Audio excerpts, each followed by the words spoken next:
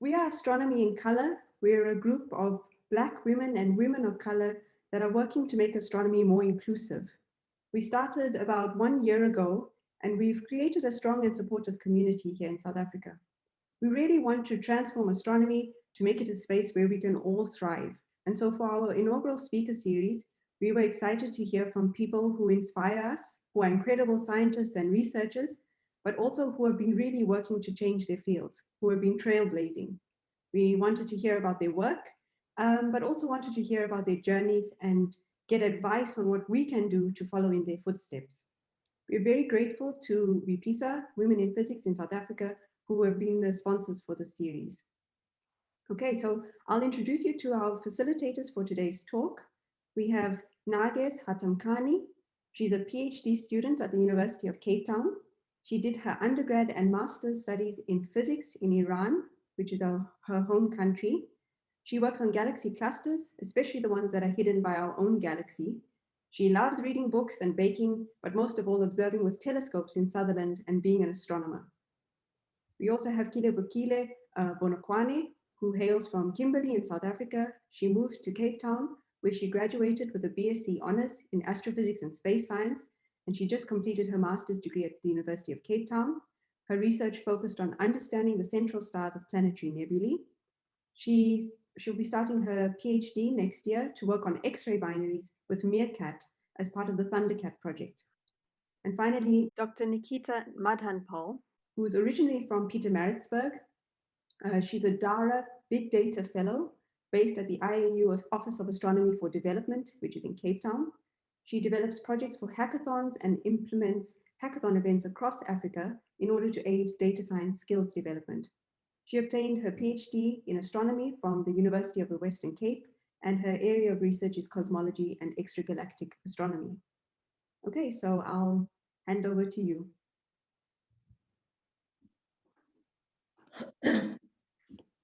Okay, thank you, Shaz, for the introduction. Hello, everyone, and thank you for being here this afternoon. Today, we are pleased to welcome Professor Mamokgethi Phakeng, a very special guest from South Africa.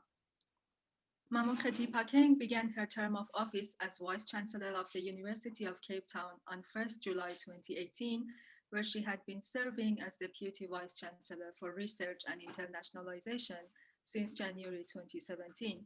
Prior to that, she served as the Vice Principal for Research and Innovation at UNISA for 5 years, after serving 3 years as Executive Dean of College of Science, Engineering and Technology at the same university.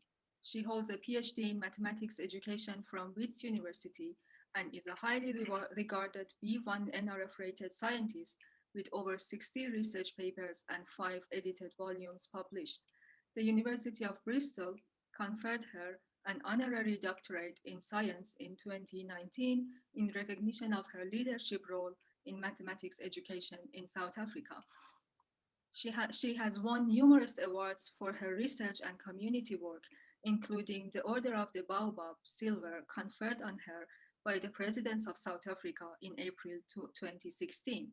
In August 2014, CEO magazine named her the most influential woman academic in Africa, and in August 2016, she was awarded the prestigious Businesswoman of the Year award in the education category. In 2016, she was appointed by then Deputy President of South Africa, Cyril Ramaphosa, to chair the Human Resource Development Council's Standing Committee on Mathematics and Science Education. In 2004, Gethi founded the non-profit organization Adapt a Learner Foundation, which provides financial and educational support to students from township and rural areas to acquire higher education qualifications. Today, she will speak to us on the topic, a disruptive presence, making of an academic with a social conscience. With that, I ask you to give your full attention to Professor Phakeng. Professor, over to you. Thank you very much. Thank you very much for the kind introduction. And thank you to everyone who showed up for this talk. It's we're talking on Zoom, right? So you don't see the audience, you don't know whether they're smiling, frowning, or they want you to cut. So what's going to tell me whether you want me to cut or not is if the numbers go down. I'll just be looking at the numbers. If they go down, then I'll know you're enough. You want me to stop. I've entitled my talk A Disruptive Presence, the Making of an Academic with a Social Conscience.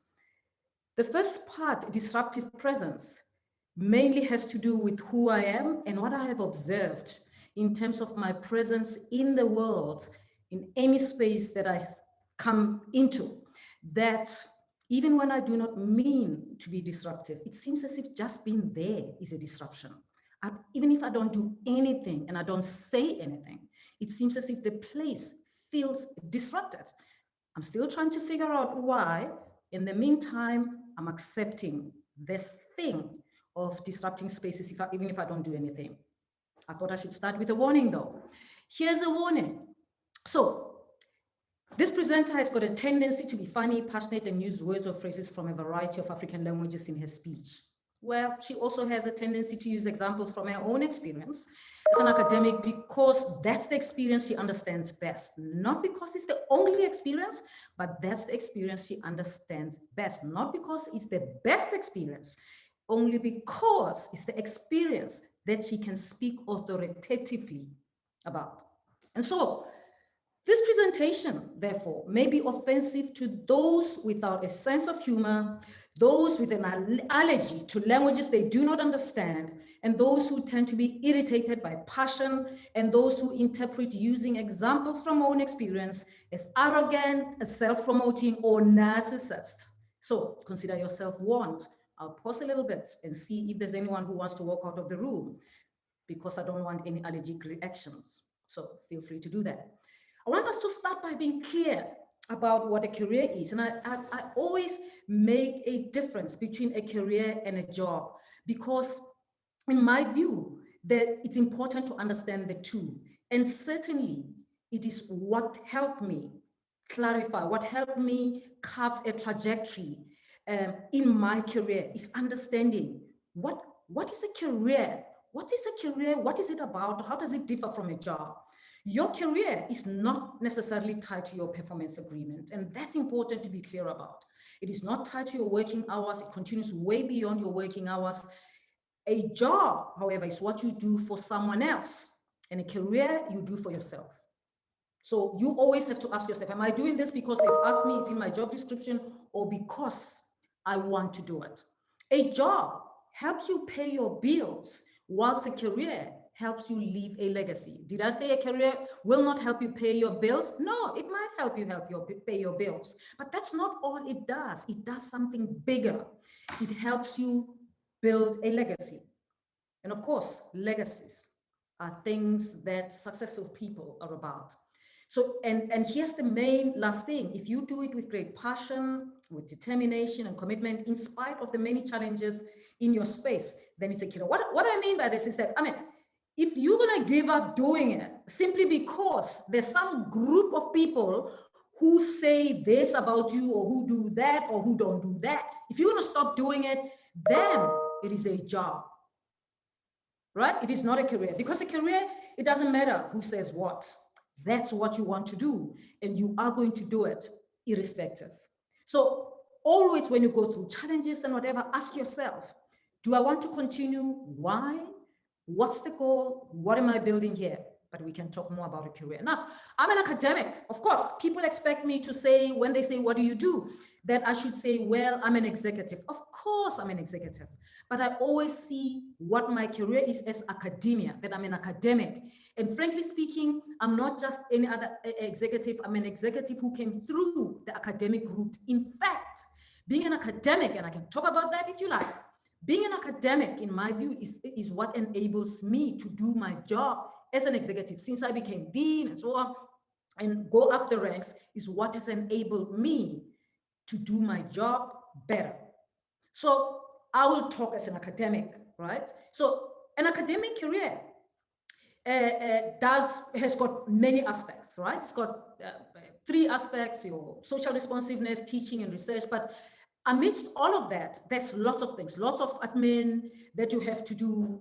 There's teaching, but it's not just teaching. You teach to a high standard, you care about students, you participate in national and international collaborations, not just participate, but initiate them, run them, make them successful. You build research teams or participate in some research teams, you win research grants. That's your part of what you do. You attend conferences, you select them. Nobody does that for you. You select, you write publications, you select where you publish those, your papers. You engage with communities. Nobody decides which communities, you decide. You do external examining. That's part of your academic citizenship. That's just what it is.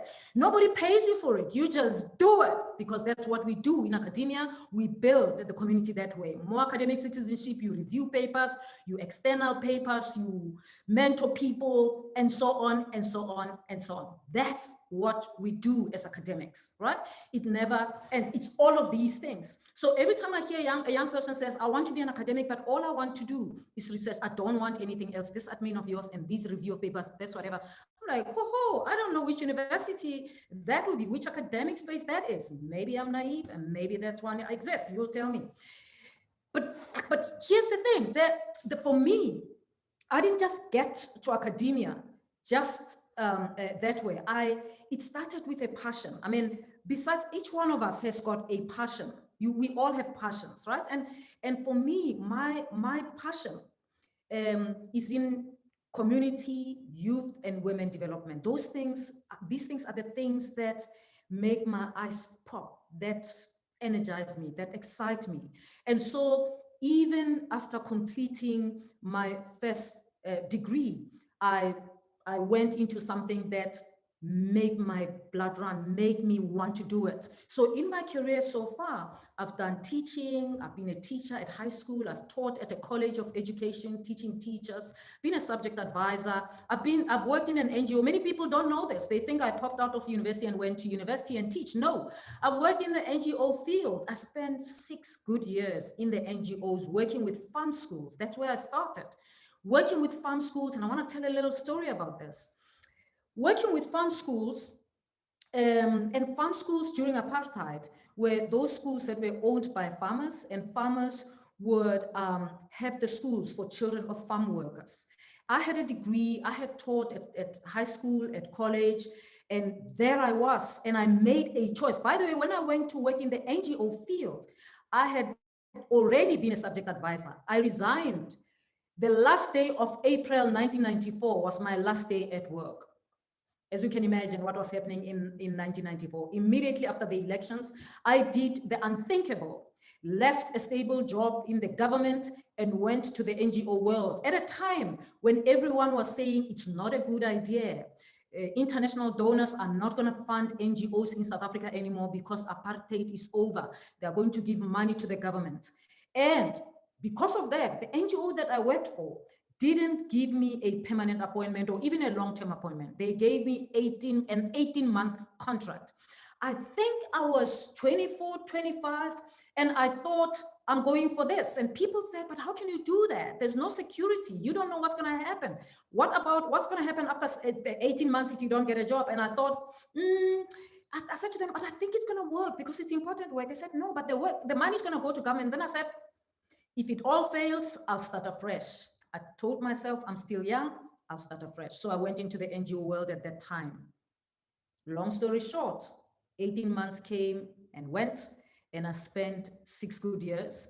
And what I learned there, because I was so passionate about development, young people, and so on, I learned that to get young people into mathematics, it's not, your job, you shouldn't make it your problem to just finish the curriculum. So I made it my focus to make them love mathematics. I focused on making them love mathematics. It's in that period that I spent time in the US at University of California, the Family Math Center, and learned about family maths, came back, and I was working with students during the day, teachers in the afternoon, parents in the evening. It was a full-time job. I was doing it with passion, running, thinking if children love mathematics, if teachers know what they're doing, and parents can help them, then we've got a formula that works. I still believe that. You've got to make the children love mathematics. If they love it, then they will study it without you forcing them to do it. And then they will ask you if they don't understand it, rather than make them just memorize or cram things.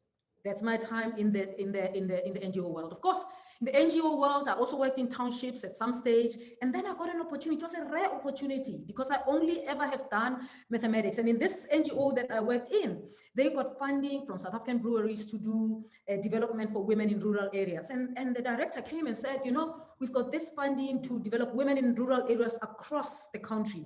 Kgethi, we know your maths, but who would like to do this? And I said, oh no, I would like to do that. And what informed that was my passion for women empowerment. And I ran. And so because I raised my hand and they hadn't want, and I said, I want to do it, and I want to do Limpopo. I chose Limpopo because I was married to a man from Limpopo. Well, ever married a man from Limpopo. So I went to Limpopo to do Women in Rural Areas project. I had never done women empowerment. That was the first time. I had been only doing mathematics, education development, teacher development, and there I was, 40 women. The brief was, in 1 year, get the women to have an income generating project. I thought about it. What do you do? What would make people come up with the project? I thought the things were, South Africa was still new. It was, I think, 1996. And so our constitution had just been launched, a Bill of Rights. So I thought, you start by teaching people about themselves, to be firm about who they are, to accept who they are, not as a weakness, but to know whatever background they come from, it is a strength, and show them how they can draw on it. And I spent 1 week every month in Limpopo working with those women. So it was self-empowerment, and then I went on to Bill of Rights, and then I went on to building business skills because they had to do something. I tell you, after the end of the first part, the women took over, identified land, did the negotiations. It made my job easy. At the end of the 12 months, they had a bakery running. And of course, we won the prize of the best project. And I went with the women to Malaysia in 1997. They had never even left Limpopo. And here they were going to Malaysia. I mean, the ones who were not going, just having the bus to Johannesburg International to say goodbye to the others was big enough. But that's passion. And of course, my research, when I got into the research space, I chose to do classroom-based research. Again, informed by my passion, right? Informed by my passion. And that's just how passion can fuel. But here's the thing, you know, there is passion, and then there is career. Your career is your business. Why am I making this difference? Of course, these things are not necessarily completely separate. Just like a career and a job are not completely separate. Sometimes you have a career and a job. Of course, sometimes they are separate. Sometimes they are like intersecting circles. Sometimes they are like concentric circles. I think with passion, it's similar. But I think people who succeed in their careers are those whose careers are informed by their passion. If your career is informed by your passion, my view is you will definitely succeed. Not informed by money, not informed by status, informed by passion. Because some of the things nobody has to tell you. You just get on and do it. And then people go, oh, wow, how did you know that? Well, I didn't know. I'm just doing it because I like it, right? So I'm feeling that way with my career, that one of the things that made it successful is that it resonates with my passion. It is informed by my passion. Okay, let me pause. So I figured out the difference between a career and a job. And I chose a career that is in line with my passion. Because in that way, I don't have to struggle to work beyond working hours because it's my passion. And doing that built my career, because that's how you build a career. I was self-driven, as if I'm working for myself, even though I'm in a job, but I was building a bigger thing, but it was driven by passion. So think about it as you go along. Well, your career is your business, you run it. So how do you run your career as if you are the CEO of your small business called your career? You plan it as if you're planning like an entrepreneur. You plan it. And I'm sorry, I'm a little bit structured and pedantic, and so I plan it to detail. So I always try to say, but what do I hope to see? Where do I hope to see myself in the next 3 to 5 years, 5 to 7 years, 7 to 10 years? And that helped me a lot, because I was clear. I'm not doing this PhD for more than 4 years. 4 years, that's it. I don't have time to do it more than 4 years, but that's because I had structured that way, all right? Am I saying it's wrong if you do it for 10 years? No, I'm not saying that. I'm saying it's your choice, but I'm just saying if you're going to run your career like it's your little business and you are the CEO, you are running it, you understand the resources are scarce, you want to get somewhere, you've got to understand the economy of time. That's what I'm saying. Indicate critical benchmarks that you plan to use to assess your progress during each of the periods. The critical benchmarks are yours. My advice is that if you're getting into an academic space, and it would be similar if you're going into a research space that's not a university, your benchmarks should not just be locked to your institution. They must also be national and international. Don't ever make a mistake of pinning your benchmarks to your institution.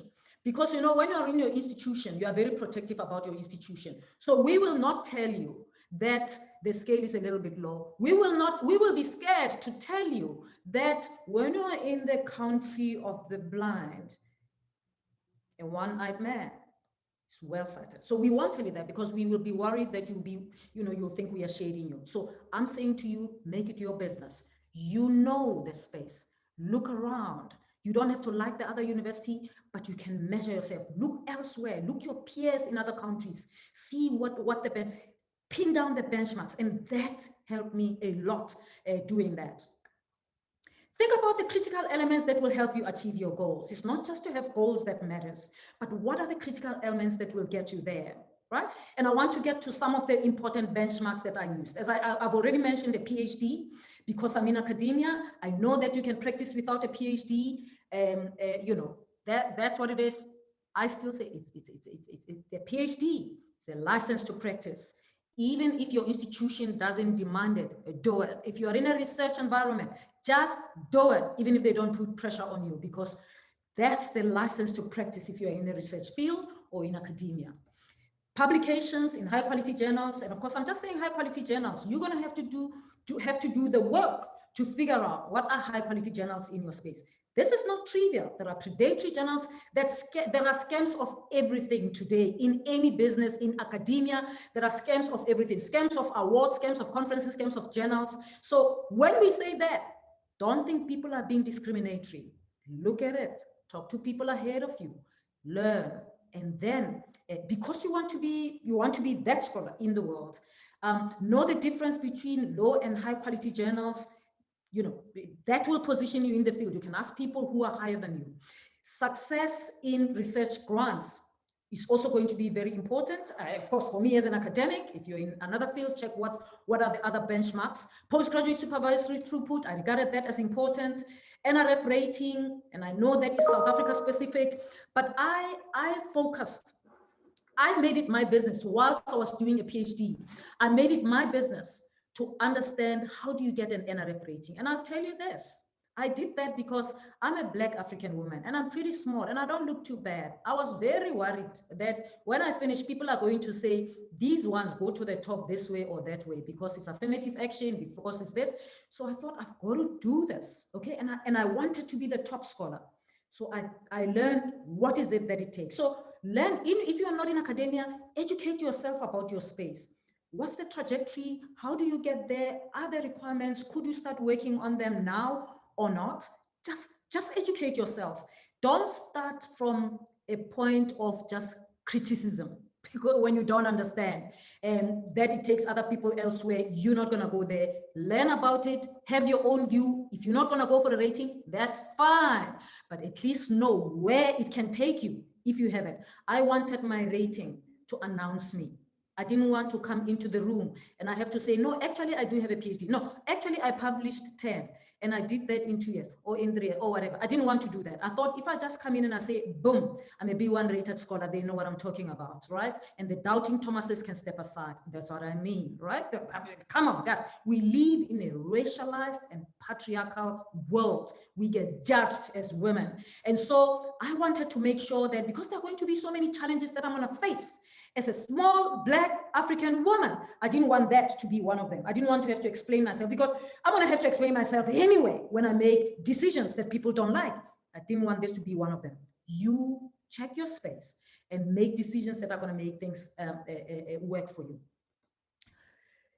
Invitations to keynote plenary lectures at prestigious national and international conferences, and I'm underlining prestigious here because, as I said, there are scam, there are fake conferences, there's fake everything. You got to have your eyes peeled so that you understand what you're signing up for. Research awards are important, and it matters what awards these are. Not every award matters. Colleagues, not every award matters. Always ask yourself, when you got the award, who were you measured with? Okay, I check that, right? In my institution, am I the giant in the middle of people who are not pulling their weight? Is it in the country? Is it international? Is it, did I just get this because I'm black, I'm a woman, I'm a whatever? That's fine, if that's okay, that's okay. But then I want another one that I want to target something that I can say I can hold my own anywhere in the world. So that for me was important. I know it might not be important for you. You can ask me more. I'm quite happy to talk about that. But here's the thing. There's a very good reason I'm not including promotion, because promotion is institution specific. I don't want to say more, but we know very well that you can be a professor within a month of getting a PhD in University A, and you move to University B, you can't even be a senior lecturer. We know that very well. You can criticize all you like, but these things are not the same. And it is not a good idea for the country to say promotion criteria should be the same. I will argue against that vehemently. It is not a good idea, because inevitably it's going to bring everyone to whatever lower level. Some people would say the lowest common denominator, but nevertheless, we'll talk about that. So I don't talk about promotion. I advise that you don't make your benchmark for success just promotion. Make it about other qualitative things that you can count, that even if your company or your institution, your organization is mean, then you don't say you're not doing anything. You can say, oh no, I mean, but me, I'm B1 rated. Oh no, me, I've got these prestigious invitations, so I understand why they're not getting me here. That's fine. So know what your institution measures and what you're about. What about conferences? I'm going to go quickly here because I know that we have an hour and I want us to have a good time, enough time to discuss. Don't just attend any conference simply because they will accept your paper. There are conference camps. I've said that already. Treat conferences as academic communities. Identify what your academic community is. Be loyal to that community. Make sure you don't miss their conferences. Ensure that you present a paper at each of your community's conference. And if you're still doing a PhD, it is a good thing to let the community witness your growth as a scholar from year to year. I know that came in very handy for me, because I made that decision whilst doing a PhD, and I went to the conference every year of my community, and I participated. But of course, I participated, read the papers first day, choose the papers that I'm going to, went through them. When I go to the presentation, I would have read and I would sit in front, and after that I would raise my hand, not fighting, not disrespecting, asking important questions that I believe are that I need, genuine ones, not questions that I know answers to because I want to be seen as smart.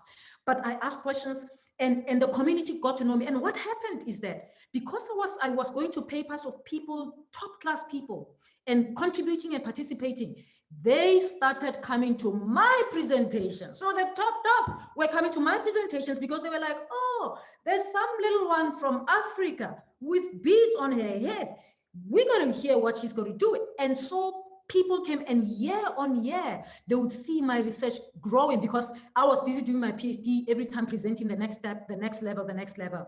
And so by the time I completed, all of them remembered me as a scholar who engaged from conferences. They remembered the scholar who engages. So you choose what you want to be known as at conferences. Do you want to be known as Majaivani, the one who dances at the conference dinner? Do you want to be known as the one who's rude, who asks questions that they know and shake people? Do you want to get known as the one who's thoughtful, who's read, who understands, who wants to? You decide. Conferences are not just for leisure or just for marking your CV. They are also about building your profile. So you want that profile as a scholar to come through. I want to share a little bit about my career trajectory. And I'll do it fast because I sort of, and here I sort of alien connect. You see, connects with the passion. I told you that I've been a lecturer at college, I've been a high school teacher. Of course, what I didn't tell you is that I have been acting principal in that school. Newly qualified teacher. I mean, I had only taught at a college. This school was new. They interviewed 7 of us. Of course, I brought my all. Later in the day, I was 24, guys. I was 24, yes, or 23 going to 24. They called me and they said, the panel has decided to give you a job and they asked that you act as principal. I was like, what? And they're like, there's no building. It is a platoon system. Your school starts at 12. The primary school will end at 12. You start then. That was my introduction to leadership. 1989, 1990 was not a simple time either politically. We can talk later about if you want to know more, but I can talk to you about failures, successes, what propelled me forward. 1991-94, I was a subject advisor, and then I went into the NGO world. I talked about that. I got my master's degree in 1996. So all of that stuff, I did them with up to some of them with junior degree, some of them with honors. But the turning point was an introduction to academia when I was recruited to be a research assistant in a large research project at WETS. And in 1996, that's when I joined that research project. And I worked in it sort of part-time as a research assistant whilst working in the NGO sector. In 1998, I got my first research grant. The project, by the way, that I was research assistant in was led by the woman who was my supervisor.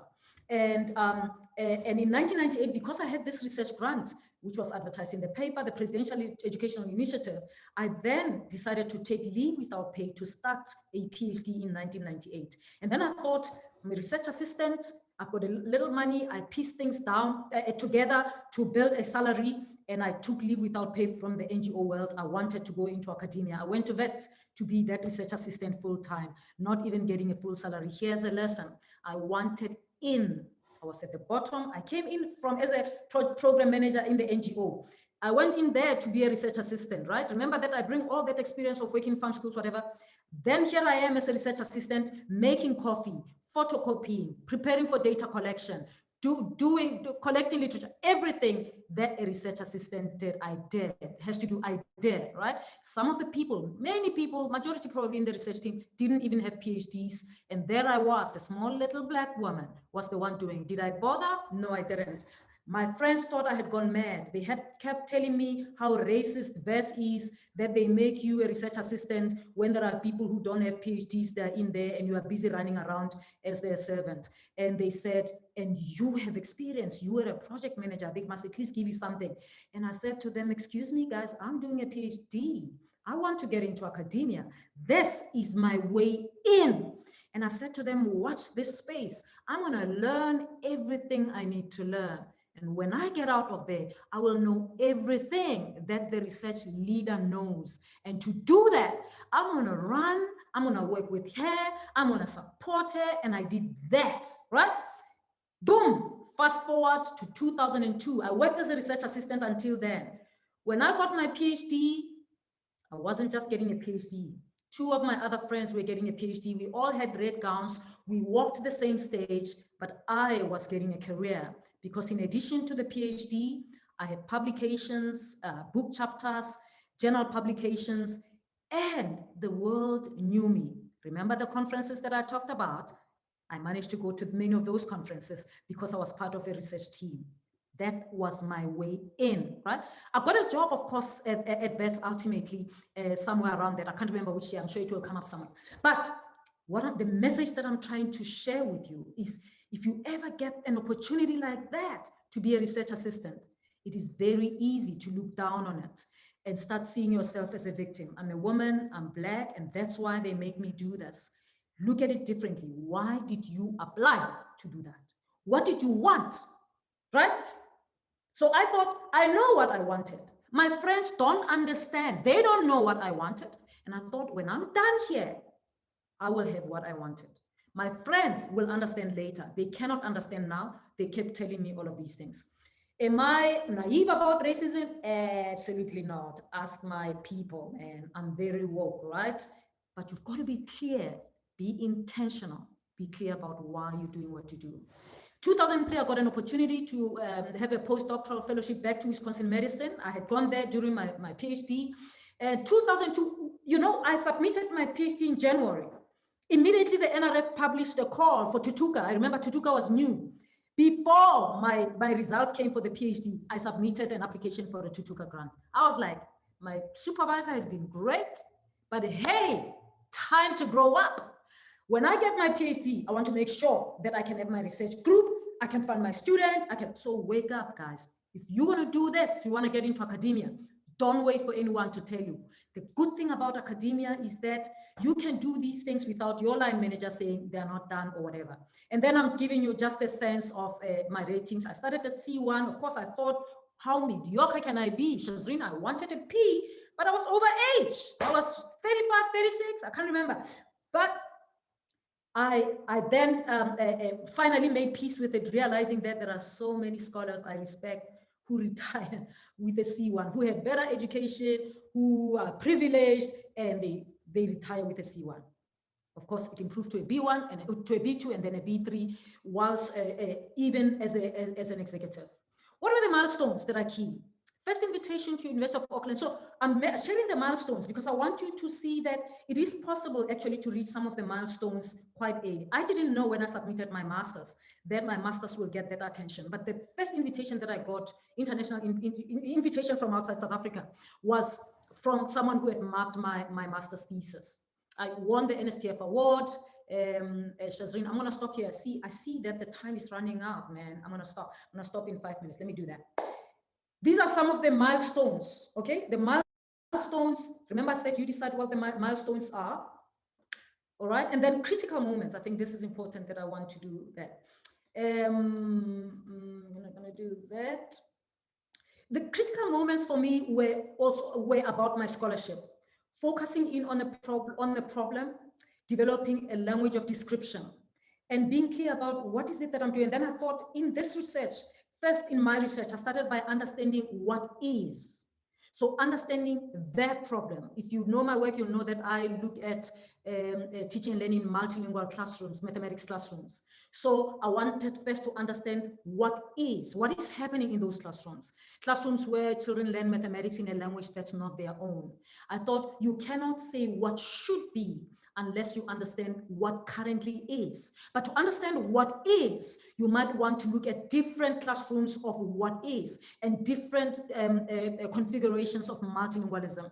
So I spent time researching what is and then moved on to research what could be, where now I'm testing an intervention, design an intervention, test an intervention in different multilingual contexts, and then say to policymakers, I think this is what should be, right? So for me, those were critical moments. It takes time, of course, to do that, but it didn't at the beginning. I didn't know how it was going to unfold, but it was quite important to understand first what is. And when you're still doing what is, it's very descriptive, but then it grew on.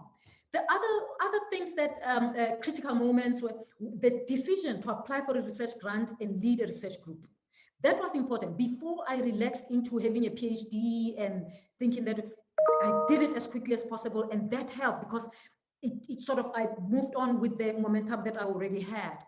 Okay, and then a postdoctoral fellowship overseas. I didn't have the luxury of having a long postdoctoral fellowship because I was married. I had a young child, so I only had 3 months out in University of Wisconsin-Madison. But you know, being there, even as a doctoral fellow, I realized how good our education is.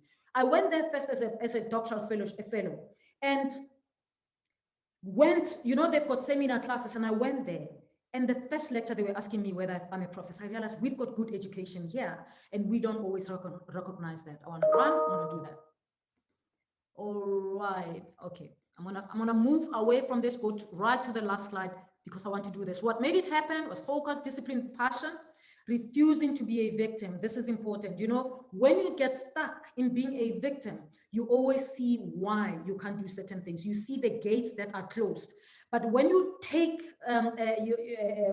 matters into your hands and recognize that you have agency, you make a plan to bust the gates open. Am I saying it's going to be easy? No, but I'm saying you don't settle into being a victim. And maybe busting the gates open means recruiting support, recruiting allies, but you've got to say, this gate cannot be closed for me, and then you find a way of jumping. Having a mentor was useful for me because the mentor helped me understand how to navigate the international world, helped me open the gates that wouldn't have been open if I was working alone. Even though my mentor was a white woman, I have to say she helped me open many gates. But also recognizing that a mentor is human. You support her as much as he supports you. If you cannot build a reciprocal relationship with your mentor, it will get tired at some stage. And what fuels it is that if you build this reciprocity, that you become supportive to them as they are to you. How do you do that? I nominated my mentor, my supervisor, for all kinds of awards, like everything. And before she retired, I even did a Festschrift. We launched it in, like I did it in secret in 3 years, and the Festschrift was launched. I put her on stage. I did a whole palaver in her name. She deserved it. But it gave me an opportunity also to talk about, to tell the world what good mentoring looks like. A realization that my career is bigger than what happens in my university. That's very important for anyone in a job. You got to realize that your career is bigger than your organization. And also accepting that succeeding in my career is my business. And then hard work, lots of it, humility, asking for help, and the brutal honesty with myself and others, especially those who offer me jobs that I'm honestly not ready for, that I say to them, I am not ready to be VC. I am still Dean. Can you leave me alone to grow, right? I had to do that rather than jumping. People think I didn't, you will be surprised what happened, right? I go, no, I'm not ready. I need to get experience as a Dean. I also need to be a DVC so that I know what's going on, right? And then finally, something that I have learned recently, knowing that every level has got its own devil. So as you go up, know that you'll find a new devil, and you've got to equip yourself for the new devil. So you've got to understand what's the new devil. And it's there at any level. And I've also learned that the weapons to fight the devil of your new level are not always the same as the weapons that you used to fight the devil of your previous level. I'm gonna stop there. Questions, Shazrene? Thank you so much for this amazing, energetic, and passionate talk. I just would like to ask everyone and remind everyone to put their questions in the chat section. And now I'll hand it over to Kelebogile to continue the session. Kelebogile. Thank you, Narges. So I have some prepared questions that I would ask first, and then later I would hand over to Nikhita to ask the questions that are in the chat. So you as a researcher in mathematics education, you mentioned earlier that your role was to make children love mathematics. Are there any practical examples that you can give us to also help our children love mathematics? Yeah, I mean, I used games. I mean, I still have games here that I used with the children, but not stopping at the game, going on for them to see what's the maths in here, but for them to love it, and then they get to know what is it here, what is it that you're learning, so that it doesn't stop at the level of being a game. And there are many maths games that young children would love. Yeah, I like that. It helps keep them interested and wanting to learn more. Absolutely.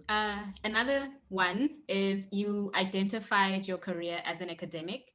Mm-hmm. Is it what you imagined for yourself as a child, or is it the passion you developed, like you said, when you obtained your master's? You know, academia was an unthinkable. I mean, it's interesting what happens when you grow up poor. There are things that are unthinkable. You don't even think about it. I went to university, I saw professors, but I never thought that's me. They were all white men, and they were nice, but I mean, they were not me. I thought this is for other people. So what made me think of academia was when I was at Vets doing my I think. The person who was my supervisor for a PhD and a master's taught us at the honors. So I started meeting her at honors. And she's the one who made me pay attention to what they do. And I thought, wow, I could do this, but I never said to anyone. I mean, I kept watching. And at the end of the master's, when we ended, I spoke to her about it. But here's what I saw, by the way. It's not so much that she was the most brilliant teacher, whatever. It was in the way she engaged with us that for the first time, I found an academic, a lecturer who interacted with me in a way that said, my thinking matters. It sort of, I felt, wow, like she made me feel I'm capable. She made me feel my thinking matters. And so that's what drew my attention to her, was how she interacted with us students that I felt. And so then I was interested. I thought, this, I can do this. I've been a teacher. So for the first time, even after being at university for so long as a student, I saw myself wanting to do that. So when I finished my master's, it was 96, at the end of 96, and I submitted, and I said to her, wow, I'll see you. I'm going to take a break in 97. I'll just be working. Because I did all my postgrad part-time, by the way, with a family and children. Yes. I said to her, I'm going to take a break in 97, just focus on my job. And then I said to her, she said, so what are you going to do? And I said to her, I would like to have your job. And she said, ooh. And I said, well, not your job, but your kind of job. What do I need to do? And she said, well, if you want to my job, you're going to have to do a PhD. And then so she talked to me about a PhD, and she said, if you want to do it, you must come and talk to me. And so 1998, remember that I was working in her research project, right? And so 98, then still working in the research project. In fact, she's the one who pointed me to the Presidential Educational Initiative. And she said, you can get this, write a proposal. You know, so it was someone who showed me, but of course it was also that I was interested in her. And if you look at this, you'll see that there's a connection with passion, because of the way she was interacting with us. I mean, it's developmental if you think about it. So I like the things that resonate with me. It's like people, development, education, you know. So it's because she was interacting that way that got to me, and I wanted to. I thought I can do what she does. Long answer, sorry, Kelebogile. It's okay. That kind of interaction and passion, I think I can speak for a lot of students that it's really what gets us going and what helps us get through university and our studies. Yeah. Just to get to the questions that are in the chat, I am now going to hand over to Nikhita to spare some time. Thanks, Kelebogile, and thanks so much, Prof. Kgethi, for that really amazing talk full of passion. We have a few questions here on the chat. First, Sarah says she loves your passion. And when you care about so many things, how do you choose how you spend your time? Wow, you know, but that's the thing about passion and career. There's a lot of things that I do that I love, that I do to relax, that also support my career. So I love young people, I love music, but of course I love traveling, exercising, going up the mountain. So for example, as VC, every year I go up the mountain with students. Some VCs go, oh, we got to do that. I know. I mean, you can't just do this just for the students. Come on, you got to do it because you love it, right? So I was going to go the mountain anyway. And then I say to the students, to the MasterCard students, because I know the program, what is working towards, and I challenge them. Let's go up Lion's Head. So there's a lot of things that I connect because that's my passion, and it aids my work, you know. And so there's so much that I know. No ordinary vice chancellor will find it easy, because that's not who they are. But I do relax. I mean, I've got a weakness. People have no idea. People who take me seriously get offended. And I can't apologize. It's gone, and they'll call me names. What can I say? But I like reading, music, traveling, you know, exercising, hiking. But spending time with young people is something that. Okay, thanks, Prof. That's a wonderful way of getting everything done. So we have another comment and question here from Ilse. She says, I wish I had only a 1% of your energy in giving presentations. And she says, to follow up on Sarah's question, how do you choose or balance priorities when you also have a family to consider and traveling or moving abroad is not a given? Well, I mean, life changes as you grow. I mean, I know I look like I'm 25, but I mean, I'm 54. I don't have little children. I've got older children, which is really fun because then, you know, traveling, it makes it easier. And then also the kind of husband and relationship that you have also helps. Whether your husband runs a business or you know, all of that helps. So I've been fortunate, but here's the thing, and maybe controversial, Nikhita, right? Now, I want to get up straight and personal with you. I am on my second marriage, right? I was married for 19 years. I got my PhD, wonderful, amazing man. If I were to do life again, I'll probably do it with him again for the first 19 years. You know, I don't know, you know, I'll do it with him again. I can see why I married him, right? But it ended sadly. And then I'm in my second marriage.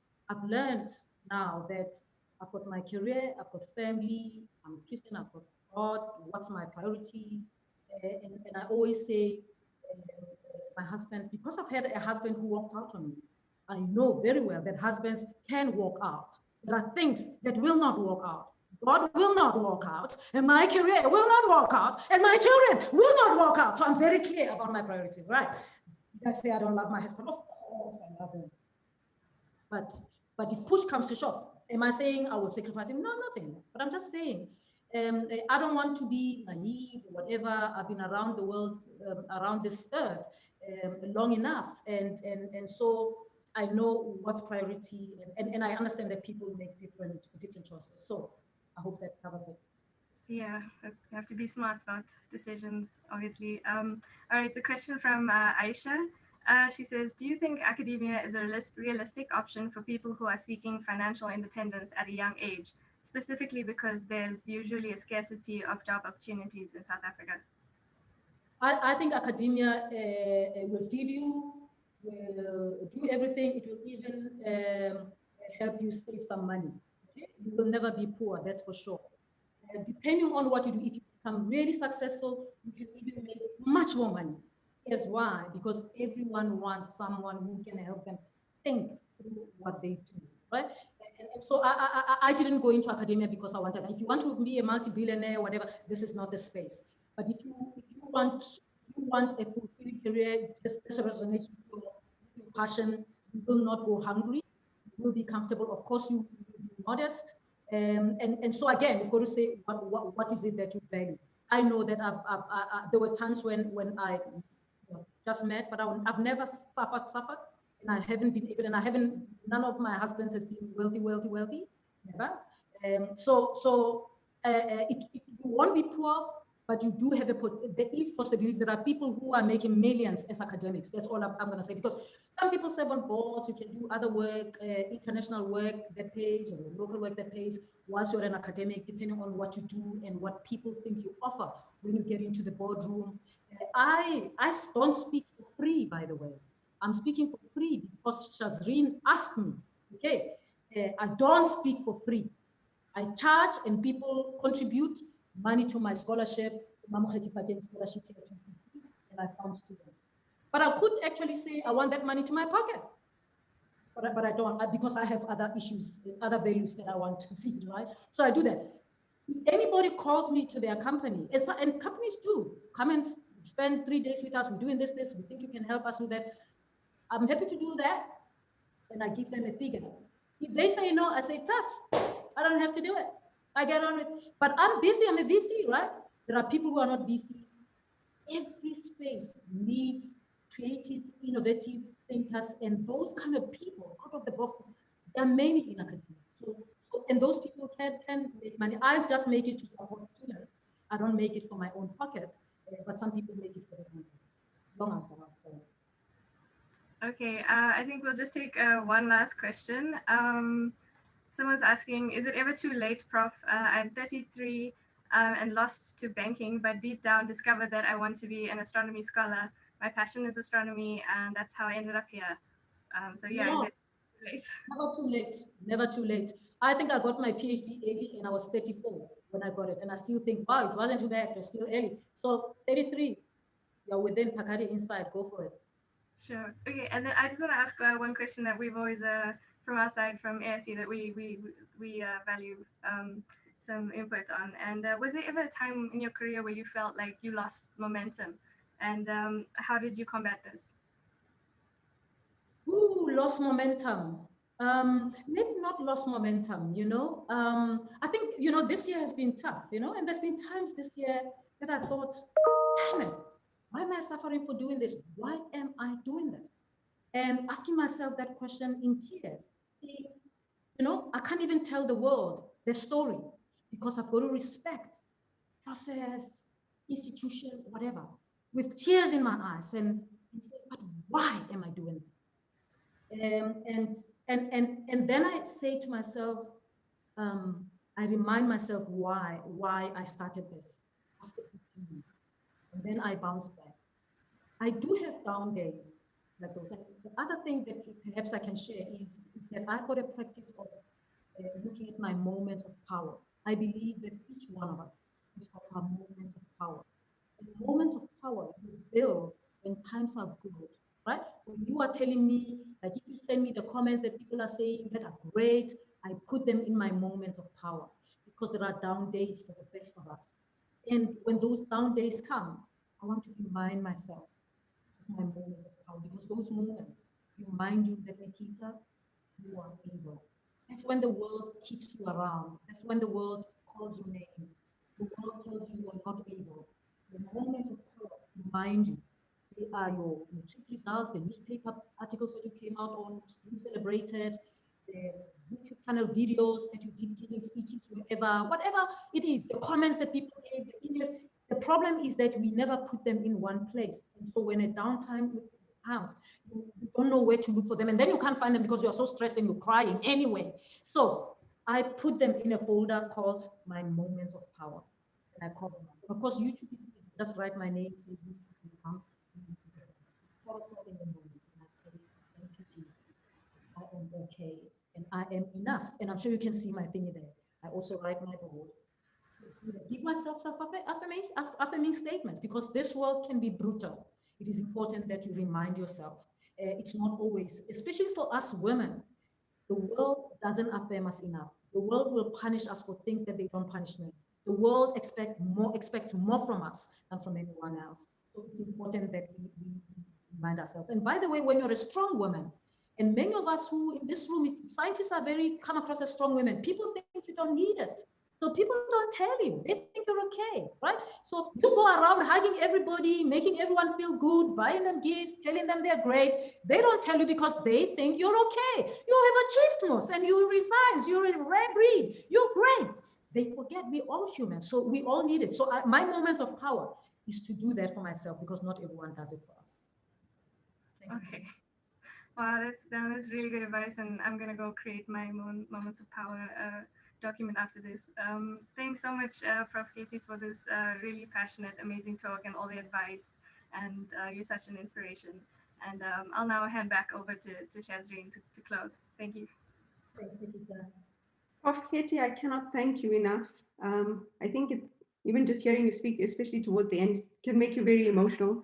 Thank you for affirming us and showing us that we are able and that we can do it. I will save all of the comments. I wish we could have gone through everything to tell you just how fabulous and amazing you are. I will save them and send them to you. Yes. I will definitely do that. And people have been asking if this video will be available so that they can share it with others. Yes, we will, and we'll put it there. And I'm going to put it in my moments of power so that I can refer to it and remind myself of how amazing we can be. Thank you so much for being an incredible trailblazer and a role model for all of us. We really, really appreciate it. And I think people want to switch on their video to say hello to you so you can see all of the faces. So please come on, switch on your video. I have everyone muted. I don't know if I can do it as we are speaking to allow people to unmute themselves. Yes. So you can unmute yourself if you want to say hi or say something. But thank you so much, Prof. Katie. We really, really appreciate it, especially since we know how busy you are and everything that you have on your schedule. But this is what gives me energy. People ask me, when do you get the time? Why do you do this? Why do you spend time with it? It's like they don't know. I've got petrol now. From here, starting at 5:30. And take it on because I've got energy. Thank you, Prof. All the way from Botswana, Orapa. Thank you. Thank you, May. Thank you. Thank you so much. Thank you, everybody, for joining us. And we'll see you early next year for our next talk. I'll send an email out. Thank you very much. So thank you so much, Prof. Katie. Bye, everybody. And I should take some screenshots, too, of everybody's faces. Every time. Bye, everyone. Thank you all for joining us. Thank you. Bye. Bye.